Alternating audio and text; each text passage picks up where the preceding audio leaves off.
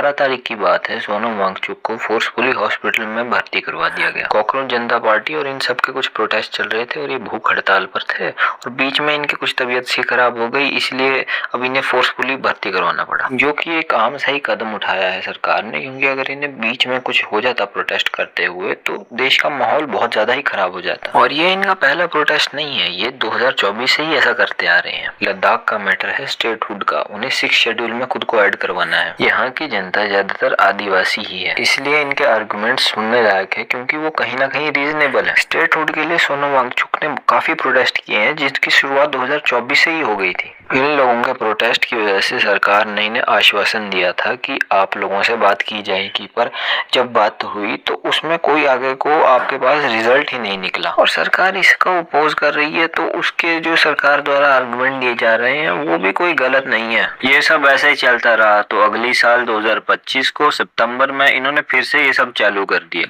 और ये प्रोटेस्ट जैसे जैसे चले तो ये वायलेंट हो गए और 24 तारीख को उसी महीने की इसमें 4 लोगों की जान चली गई और 26 तारीख को इन्हें एनएसए के अंडर अरेस्ट कर लिया गया, नेशनल सिक्योरिटी एक्ट के अंदर। तो इसी के चक्कर में इन्हें डिटेंशन पर भी रखा गया और इनकी वाइफ ने इसके खिलाफ कुछ इलीगल होने के लिए अपना पक्ष रखने के लिए उन्होंने अभी फाइल कर दिया सुप्रीम कोर्ट में केस।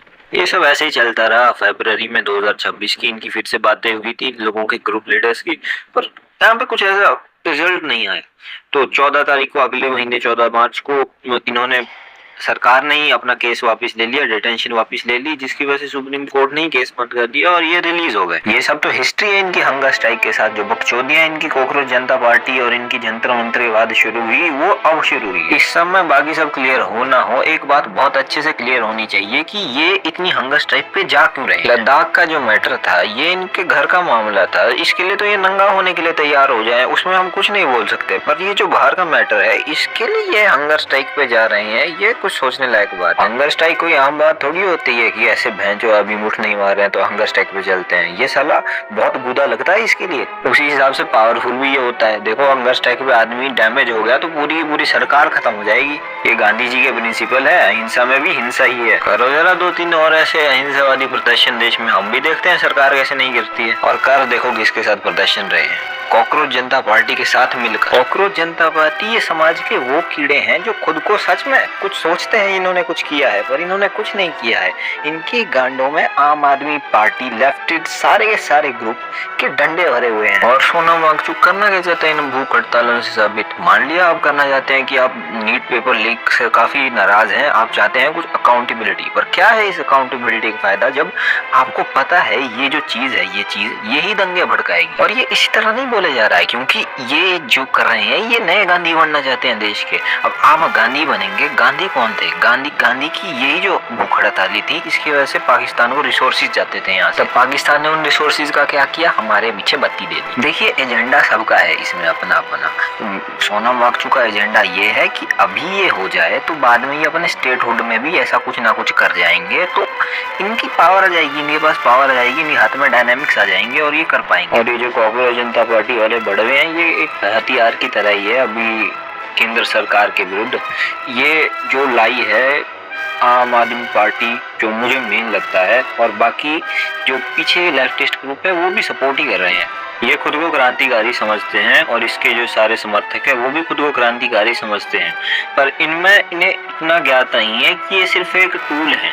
और ये जो जनता है जो बिना कुछ सोचे समझे रो रही है ये सच में ही कॉकरोच है। अब सामने एक चीज हो रही है, ये लोगों का सबसे पहले का मुद्दा है कि सोनम वांगचुक भूख हड़ताल पर है और ये लोग कुछ सरकार कुछ बोल नहीं रही है। और ये जो लोग हैं जो अपनी सारी की सारी कमियों का ठिकरा सरकार पे फोड़ते हैं ये अपनी भड़ास निकाल रहे हैं इस पर। और ये जो कॉकरोच जनता पार्टी वगैरह लोग हैं ये साले खुद को क्रांतिकारी समझ रहे हैं इसमें। ये जो सारी बकचोदी है इसका निचोड़ ये आएगा कि सरकार को लगेगा कि अगर वो धर्मेंद्र प्रधान को निकाल देती है तो वो अपनी हार मान रही है और सरकार अपनी हार कभी मानती नहीं है, ना वो मान सकती है। अगर वो अपनी हार मानती है तो वो सरकार ही टूट जाती है। भारतीय जनता पार्टी को जितना अंदर से मैं जानता हूँ कि ये कुछ करेगी ही नहीं और अगर कुछ भी करना होगा तो ये बात को डाइवर्ट कर देगी। माहौल बेशक अक्यूमुलेट होकर पूरी तरह से खराब हो रहा है और सरकार इसे पूरी तरह से डाइवर्ट भी नहीं कर पाएगी, पर मुझे इतना भरोसा है बीजेपी पर कि ये किसी ना किसी तरह से इसे डाइवर्ट कर देगी। लेफ्टिस्ट ग्रुप को ये कंसीडर करना जरूरी है कि जो भारतीय जनता पार्टी है,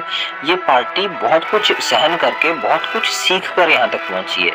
ये पार्टी कुछ आम पार्टी नहीं है कि आप ऐसे छोटे मोटे प्रोटेस्ट से इसे तोड़ देंगे। आपका जो ये प्रोटेस्ट है ये काम कर सकता है अगर इसे बड़े स्केल पर आप ले जाएं, क्योंकि अगर आपकी इस पार्टी में जैसे कि भूख हड़ताल है, भूख हड़ताल में आप किसी को बिठा दीजिए और किसी का कोई डैमेज हो जाए भूख हड़ताल में आपका आदमी, तो बिल्कुल आप इस पे पूरी पॉलिटिक्स कर सकते हैं और भारतीय जनता पार्टी को आप खत्म कर सकते हैं। और फिर भी आप भारतीय जनता पार्टी को पूरी तरह से खत्म नहीं कर सकते पॉलिटिक्स से। अब देखने लायक चीज ये है कि आगे होगा क्या। सोनम वांगचुक का प्रोटेस्ट अभी भी ऑन है, पर ये ज्यादा दिनों तक कैसे भूखा रहेगा ये आदमी। और कॉकरोच जनता पार्टी भी प्रोटेस्ट पे बैठी हुई है और सारी की सारी जो लेफ्टिस्ट पार्टी हैं ये भी कहीं ना कहीं प्रोटेस्ट कर रही है। बीजेपी का अगला मूव क्या होगा, यही सबसे इम्पोर्टेंट चीज है अभी।